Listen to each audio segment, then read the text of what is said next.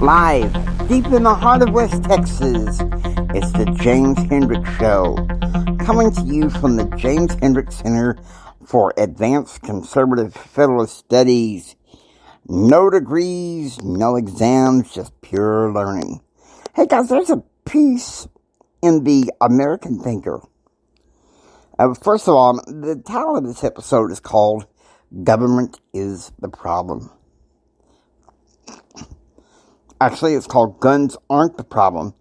Government is the problem, okay? And this story in the American Thinker really makes you stop and think. It says, a demagogue lashes out. And it's talking about how Biden is lashing out at half the country, because of the school shootings. And I know what that's about. It's about gun control, okay? It's a gun control.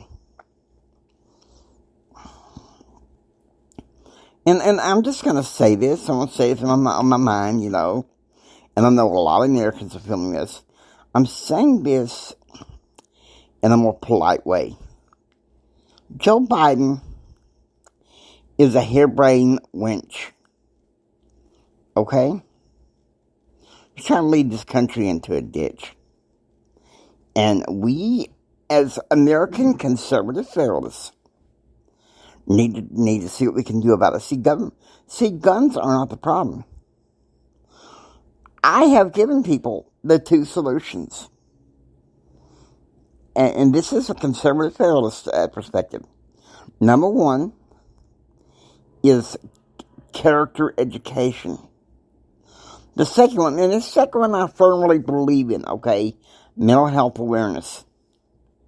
Now, I saw some story, and I'm not going to give the credibility of the source, where, some GOP senators saying raising the age of people's ability to get certain firearms. The GOP senators are saying that that's not optional. It shouldn't be optional. Okay, listen to me. Listen to me. You teach them character education. And along with that, I think this should be taught in the home. That a gun is to be respected, if not also feared. I'm going to speak of my maternal grandfather. Granddad Billy Joe Sawyer. I was about 7 years old. He called me one time into the bedroom. James, you see this under my bed? He showed me his gun. He said, you don't touch it, boy. You don't come in here and touch it. He said, every gun is to be treated like it's loaded. Until a kid learns that gun is not a toy, they ain't gonna touch my guns. It stays under my bed. I'm gonna tell you the same thing I'll tell all kids. Y'all ain't gonna touch my gun. Until you're mature enough, man enough, woman enough to learn how to use a gun. Okay, I didn't learn how to shoot a gun until I was 14. Some people say, you need a gun. No, I don't. I'm not saying, I'm saying this because, number one, I'm legally blind. Number two, I have bipolar disorder. I do not trust myself with a gun, firing a gun, unless I'm supervised. There's only one reason why I would have a gun, and it's a replica that's for the looks, okay? It's a gun nut. It's just as a gun nut, okay? Now listen to me. Listen to me carefully.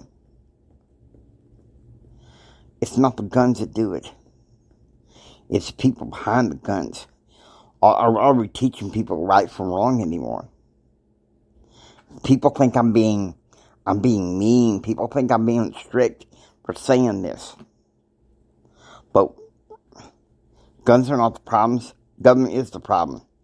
Government has become the problem ever since It took God and the Bible out of the public square.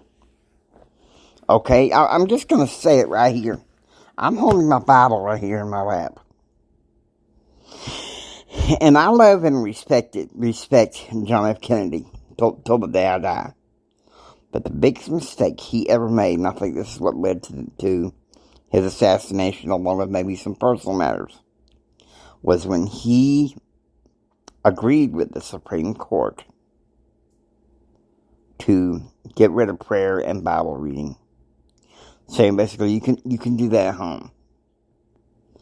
Now, what do you think our kids are being exposed to during schools every day? Critical race theory or gender dysphoria, crap like that. And you wonder why kids are toting guns into what's now become these war zones that's called public schools. I've said this before, and I'm going to say it until the cows come home, until I die, okay? In the 40s and 50s. The problems in school, chewing gum and talking too much. In the 2000s, it's obvious. Okay? Rape, murder, and sexual debauchery. Government is the problem. Has been and always will be, unless we put God back in public square. And some of you are like, well, oh, Jimmy, there's people from other religions. You're being insensitive. Wait, I didn't say anything about they can work how they choose. Say, someone decides to lead school prayer in, a Buddhist can chant whatever mantra he wants. A Muslim can pray to Allah in silence. Can't we have some degree of cohesion in this country? We haven't for the longest time. And why? Because of our reactive culture. Set up, no doubt, for the past 30 plus years by our dang government. And both parties have been responsible for this. Now, look, I vote a certain way here in the state of Texas. As long as the person, the party that I vote for is a conservative, they have my vote. But if you're not, if I discover not, it's not going to work. Now, there have been some times in my adulthood I made some choke votes. Like, let me think here.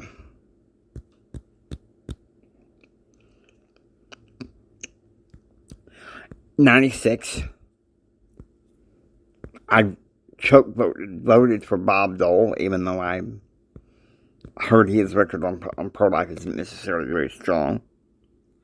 In 2008, I choke voted for